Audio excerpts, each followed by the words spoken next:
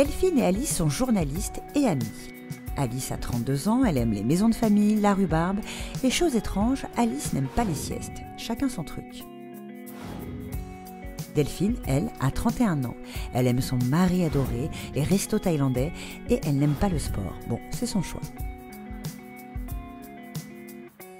On est là aujourd'hui chez Marionneau pour que Delphine elle apprenne à mettre encore mieux son fond de teint qu'elle ne le fait aujourd'hui. C'est vrai que sa peau est pas mal à la base, mais je suis sûre qu'avec les bons gestes, les bonnes techniques, elle peut encore faire mieux.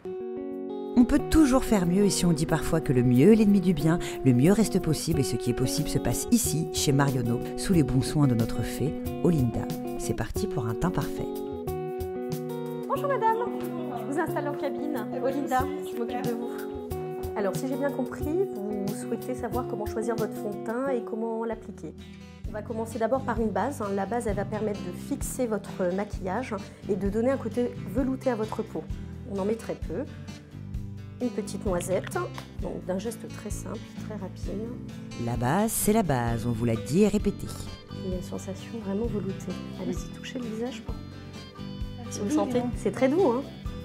Ensuite, au niveau du fond de teint. Le fond de teint compact crème sera plus pour les peaux sèches, le fond de teint mousse pour les peaux mixtes à grasse, le fond de teint fluide convient à toutes. On va en prélever une bonne noisette. Pour un effet bonne mine et naturel, on choisit le fond de teint une demi-teinte au-dessus de sa carnation. On part du centre du visage et on l'étire complètement vers l'extérieur. Toujours vers l'extérieur, ça c'est très important. Et on n'oublie pas le cou, à moins que vous vouliez être bicolore, ce qui vous regarde après tout. Sachez donc que vous pouvez utiliser un pinceau comme ceci. Vous appliquez à ce moment-là le fond de teint sur le creux de la main et vous le travaillez, pareil, du centre du visage vers l'extérieur. Mais alors avec le pinceau, est-ce que l'effet est plus intense qu'avec la main Alors, ça va vous donner vraiment un effet très lissant et très naturel, le pinceau. Texture du coup très légère, très fine et illuminatrice. Je vous laisse regarder. Merci. Le maquillage est maintenant terminé. Voici l'ordonnance beauté de Delphine. Geste 1, préparer et fixer. Unificateur de teint douceur velouté, gauche. Geste 2, choisir sa teinte.